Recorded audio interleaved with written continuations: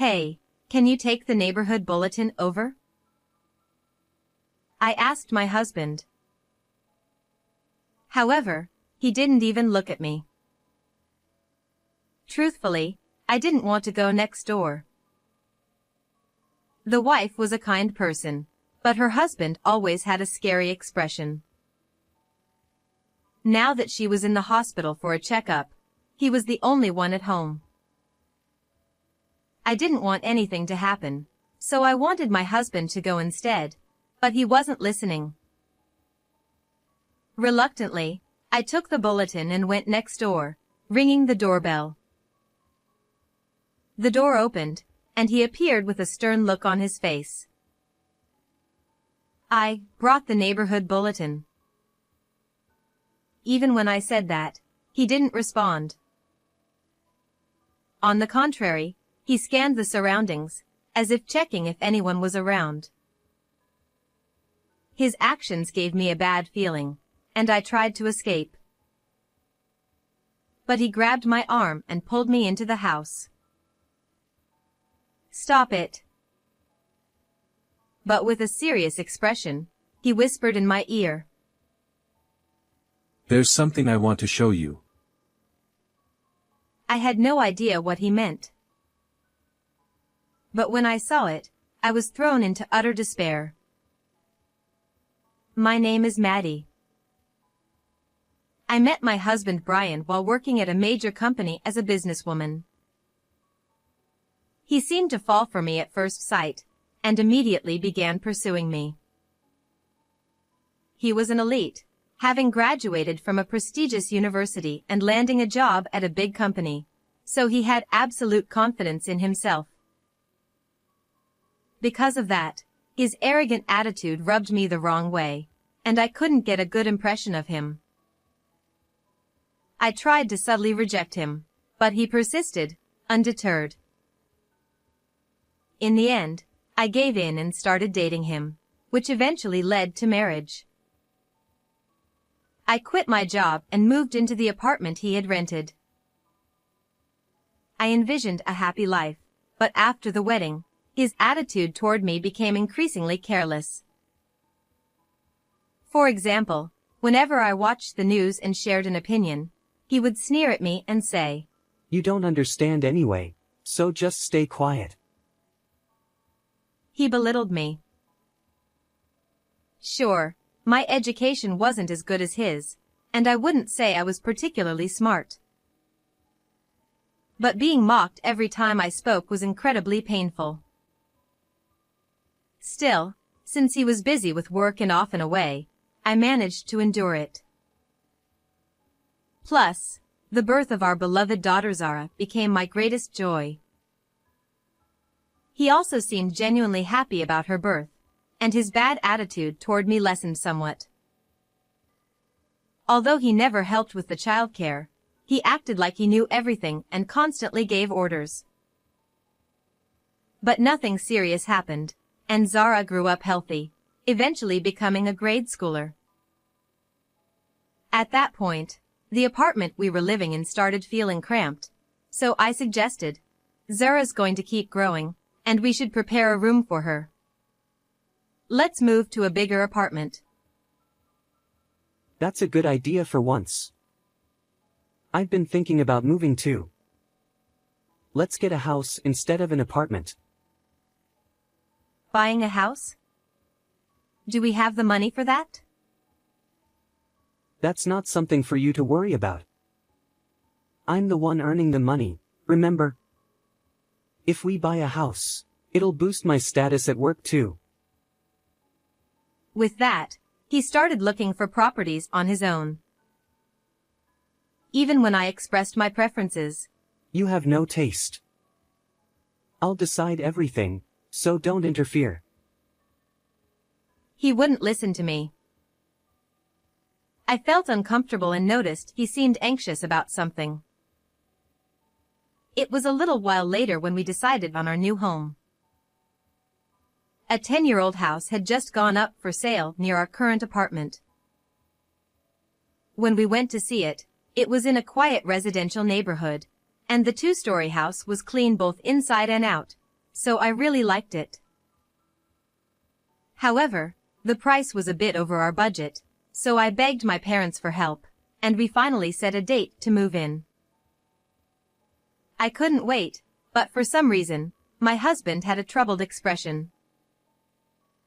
Despite his initial confidence, he now seemed distant, giving half-hearted responses. "Hey, you've been looking down lately. Is something wrong?" Nothing. That was all he would say. However, I interpreted his change in attitude as a positive thing, thinking he was simply feeling the pressure of having to pay the mortgage. "Hey, I'm thinking of getting a job. Zara doesn't need as much attention anymore." Sure, why not? Hoping to relieve some of his pressure, I started working part-time. With my parents' support and no time to worry about his attitude, I tried to focus on my new routine. Fortunately, both the house and the surrounding environment were wonderful. There weren't any noisy neighbors, and there were many children who attended the same school as Zara. The local community welcomed us warmly, and I had no concerns about our life here. Best of all, our neighbor was kind and often helped us. She was a big woman who drank frequently, with streaks of gray in her hair, and always laughed loudly. She seemed to be well liked in the neighborhood, known for being a helpful lady. On the day we moved in, she came over and spent about an hour talking to us about the local community and neighborhood relationships. Her children had already left the nest, and she now lived with her retired husband. She called it her retirement life and would often come over to give Zara little snacks as gifts. Zara adored her, running to her excitedly whenever she visited, eager to talk about school and her friends. While she was lovely, her husband was different. In contrast to his sociable wife, he was a quiet man with short, graying hair and tanned skin. His brow was always furrowed deeply, and his mouth set in a straight line. He had the appearance of an old-fashioned, stubborn father, and when I greeted him, he barely responded, often glaring silently. He was small in stature but had an overwhelming presence that even the other neighbors seemed to avoid. According to his wife, he used to work in construction and now enjoyed gardening in his retirement. She laughed heartily, saying he was just shy, but I couldn't shake my discomfort around him. My husband felt the same way. One day, he came home complaining. "Hey, what's with that guy next door?" "What happened?" "Nothing. But he keeps glaring at me from a distance. It's creepy. I don't want to get involved with people like him. You shouldn't get too close either." Sure, he was scary, but his wife was genuinely kind. Sometimes, Zara would go over to their house to play. Honestly, I was worried about her being there with him, but I figured it was fine if his wife was around. Besides, with my part-time job keeping me busy, I was grateful for the help. My husband wasn't involved in parenting, and my parents lived far away, so I couldn't rely on them. That's why I depended on our neighbor. Thankfully, no incidents occurred, and the days passed peacefully. But little changes began to emerge in our lives. One day, after coming home late from work, I found the house empty. After waiting a while, Zara came home looking guilty. "Hey, Zara, you've been coming home late recently. What have you been doing?" Nothing. I've just been at a friend's house. She avoided eye contact. In the past, she would come straight home from school, eager to tell me all about her day. Her change in behavior planted a seed of unease in my heart. What's more, she had been going over to the neighbors even when the wife wasn't there, meaning she was spending time alone with him. Worried, I tried to warn her, but she wouldn't listen and started avoiding me. She also became strangely reluctant to change her clothes in front of me, quickly dressing in secret. It wasn't just Zara who had changed. My husband also started coming home unusually early. His mood and behavior, which had been off during the move, seemed to be getting worse. As soon as he got home, he would flop onto the couch, staring at his phone. "You've been busy, but is it okay to come home so early?" It's just a slow period. What, do you not want me around? Even though he was home, he didn't help with anything. His constant bad mood made it suffocating to be around him. Zara seemed scared of him, avoiding being in the same room and retreating to her own. Worried, I approached my husband about Zara's behavior. "Hey, Zara's been acting strange lately. Do you know anything?" How should I know? You deal with it. "Can't you talk to her?" Stop nagging. He completely brushed me off and, looking annoyed, shut himself in his room. This exchange became a common occurrence. Each time, my husband would either lock himself in his room or leave the house. It seems that Zara is avoiding Brian as well, spending time either in her room or at Julie's house. As a result, when I return home from my part-time job, I eat dinner alone in an empty living room. We bought this house to make life easier for everyone, yet I realize now that our family is falling apart. I would have been better off if we had stayed in that apartment, I think to myself. Normally, the three of us would sit around the table for meals, but now, I'm the only one left at the dining table.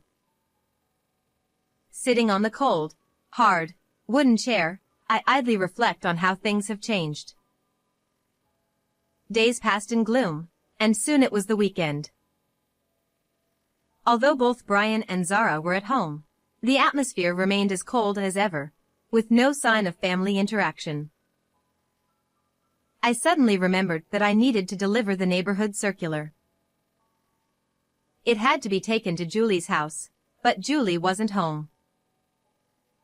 She had apparently been flagged for excessive drinking during a health checkup and had to be hospitalized for further tests. Julie had specifically told me this, though I could sense a certain sadness in her voice, as if there was something more she wanted to say but couldn't. Her face, which usually lit up with a beaming smile, was uncharacteristically shadowed. I hope it's not something too serious, I thought, but I couldn't bring myself to ask more. We parted ways awkwardly. Now, only Philip was at home, and I still felt uncomfortable around him. So, I decided to ask Brian to take the circular instead. "Hey, could you take the circular over?" No way. You go do it. "But I don't like him." What are you talking about? Julie will be there, right? She's in the hospital now. Don't lie. You're just trying to get out of it. Just go already. Brian seemed convinced that Julie was at home. "I told you, she's not there." Shut up. You're always talking nonsense. You'll probably end up chatting for ages anyway. Just go. There was no point in arguing any further. Brian was lying on the sofa, staring at his phone, not even looking in my direction. Realizing it was a waste of time, I decided to take the circular myself. As I was about to leave, Zara called out to me from behind. Mom, are you going out? When I turned around, I saw Zara peeking out from behind the staircase wall, half of her face visible. I'm just dropping off the circular. I'll be right back. I want to come with you. What? Julie's not there, so it won't be any fun. I'll be back soon. Despite my words, Zara refused to listen. No, I want to go. I said no. Be a good girl and wait here. I'll play with you when I get back. I was already tired from the pointless argument with Brian. The last thing I needed was to deal with Zara's whining too.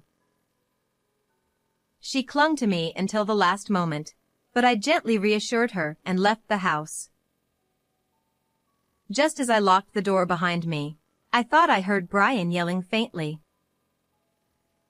But since he's not one to raise his voice, I shrugged it off and headed next door. I took a deep breath and rang the doorbell. After a moment, Philip appeared, looking as sour as ever. I brought the circular. I handed it over, but Philip didn't reach for it. He just glared at me in silence, then leaned out slightly, scanning the area around the house. There was no one in sight. His strange behavior made me even more uneasy. Is something wrong? I was trying to hand the circular over quickly and leave, but suddenly, Philip grabbed my arm. What are you doing? I was so scared that my voice came out in a whisper. Philip ignored my words and, with incredible strength, began dragging me inside the house. I struggled with all my might, but I was no match for his strength. I was helplessly pulled into the entryway. Please, stop. My body trembled with fear, but it seemed like Philip was focused on something else. Be quiet. Come with me. Philip spoke in a low voice, dragging me by the arm, still wearing his shoes, to the back door. He led me outside and around to the yard. There was a block wall and a hedge between my house and Philip's, making it impossible to see either house from the other. I had no idea why Philip was doing this, but I had no choice but to follow. Philip stopped in front of a small hole in the hedge, just big enough for a child to fit through. He stuck his head through the hole, as if checking something. Then, he pulled back and looked at me. Look through here. I had no idea what was going on, but I did as I was told and peered through the hole. I could see my house's yard and even part of the living room through the open curtains. Inside, Brian and Zara were talking, though I couldn't hear what they were saying. What caught my attention, though, was how strange their interaction seemed. Brian was talking to Zara, but since his back was to me, I couldn't see his face. Zara, however, had a look of pure fear on her face. Suddenly, Brian grabbed Zara's shoulder and pushed her. What? I whispered to myself. But that wasn't the end of it. Brian raised his hand and struck Zara, who was lying on the floor crying.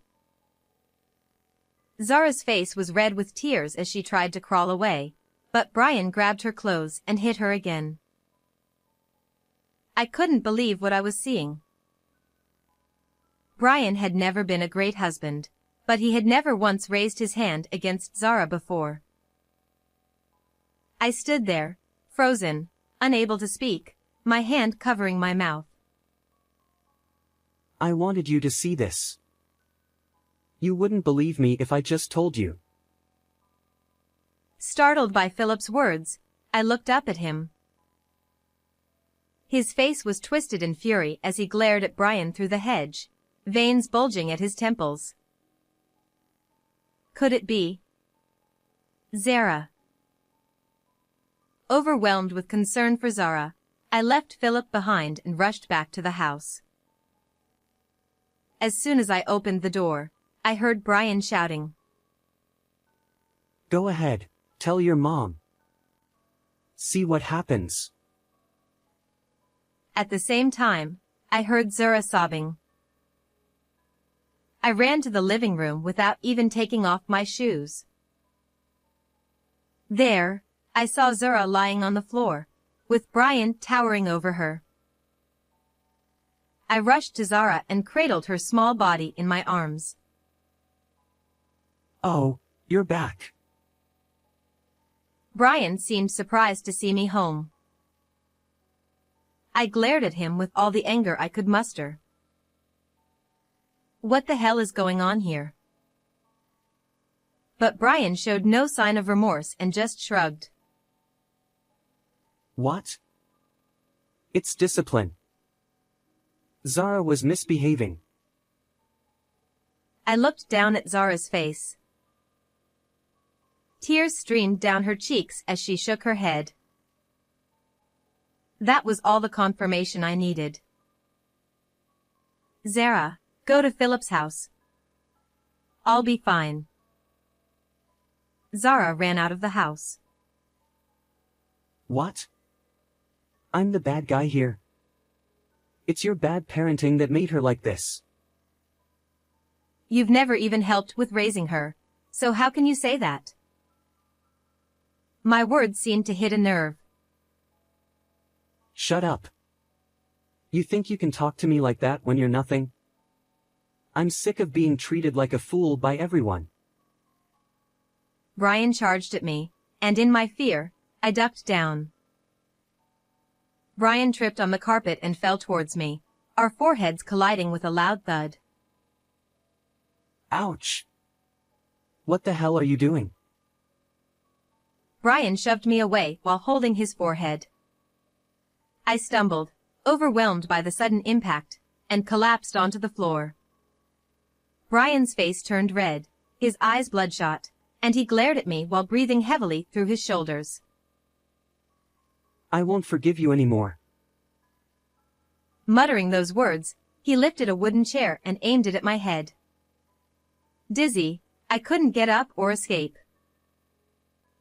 This is it, I thought, resigning myself to my fate, and squeezed my eyes shut tightly. My only wish was for Zara to be safe. But at that moment, the front door burst open, and a thunderous voice echoed through the house. Surprised, I opened my eyes to see that Brian, too, was taken aback. In an instant, the living room door swung open, and there stood Philip. Who the hell are you? How dare you barge in here? Shut up. Do you even realize what you're doing? You should be ashamed of yourself. Without hesitation, Philip charged at Brian.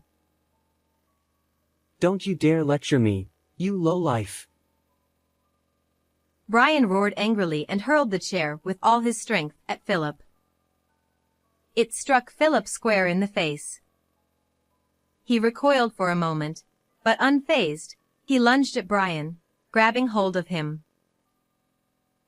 Stop it. Let go of me. Brian struggled desperately, trying to wriggle free from Philip's grasp, but he couldn't budge. Philip hoisted Brian into the air and slammed him down hard onto the floor. He then pinned Brian down, twisting his arm behind his back. It hurts. Stop, please. Brian screamed in agony, trying to escape, but Philip had him locked in a hold, unable to move. Maddie, call the police now. A large bruise had formed on Philip's forehead where the chair had hit him. My dizziness had subsided a bit, so I stood up and immediately dialed the police. Even as we waited for them to arrive, Philip didn't release Brian. 10 minutes later, the police arrived, and Brian was taken into custody. Philip and I, both injured, were taken to the hospital by ambulance as a precaution. Zara, who had escaped to the neighbor's house, was left in the care of a nearby mom friend. While on the way to the hospital, Philip explained the situation. Zara had confided in Philip and Julie about Brian's violence about a month ago. At first, neither of them believed her. They knew us well and couldn't imagine domestic violence in our home. They assumed Zara was sulking after being scolded by her parents. But one day, while Philip was tending to his garden, he happened to witness Brian's abuse through the hedge. That was when they finally realized Zara was telling the truth. However, Zara seemed afraid of Brian finding out that his violence had been exposed to me. When they pressed her for more details, Zara revealed that Brian had threatened her, saying he would do even worse things to me if she told me. Philip and Julie were torn. They considered going to the police but weren't sure if outsiders' words would be taken seriously. Besides, if the police came to our house, Brian would likely lie his way out of trouble. If that happened, they feared Brian's violence towards Zara would escalate. Philip wanted to tell me, but Brian was always at home, and I was often out working part-time, so the opportunity never arose. Time passed, and both Philip and Julie grew increasingly frustrated and anxious. Today, they finally got the chance they had been waiting for. Philip was prepared to risk his own life to protect us if necessary. I should have acted sooner. I'm truly sorry. After finishing his explanation, Philip bowed deeply in apology. Please, you don't have to apologize so much. I'm just as guilty for not noticing what was going on. I felt disgusted with myself for being so oblivious. In hindsight, Zara had been giving me signs all along. Even Julie had subtly tried to warn me. But I ignored it all and went on living my carefree life. I'm more sorry for causing you injury. I hope it's not serious. Oh, this? It's nothing. I dealt with worse when I was younger. He smiled as he said this, and for the first time, I saw a different side of him. My impression of Philip changed significantly in that moment. While we were being examined at the hospital, Julie arrived. I heard what happened. It sounds awful. Poor thing. Julie had been in the hospital for a routine checkup and, upon hearing from the nurses that Philip had arrived, rushed over. Thank you so much for protecting Zara, I said. Julie shook her head sadly. No, we couldn't do anything. If we were younger, we would have been able to act sooner. Getting old really stinks. When I told her about Philip dragging me into the house, Julie laughed loudly. Oh, I'm sorry. That man is so bad with words. He still tries to act cool, even at his age. He must have scared you. I'm so sorry. Hearing Julie's hearty laugh made all the fatigue of the day melt away. Luckily, our injuries weren't serious. However, as the police investigation began, Zara underwent an examination at the hospital. It turned out that she had numerous bruises hidden under her clothes, evidence of the continuous abuse she had endured. Brian was arrested, and I was questioned as a possible accomplice. But thanks to testimonies from Julie and others, my innocence was quickly proven. As the police dug deeper into Brian's life, more of his secrets came to light. It turned out that Brian had quit his job long ago, around the time we decided to buy our house. His abrasive personality had caused him to become increasingly isolated at work. Having never faced failure before, Brian refused to admit his faults. When he was accused of mistreating a junior employee, it escalated into a major scandal within the company. Fearing that the issue would become public, the company tried to resolve it by transferring Brian to a remote location. But his pride wouldn't allow him to accept the demotion, and he refused. Angered, the higher-ups fired him. Unable to face me, Brian kept his unemployment a secret, fearing I would gain the upper hand in our relationship.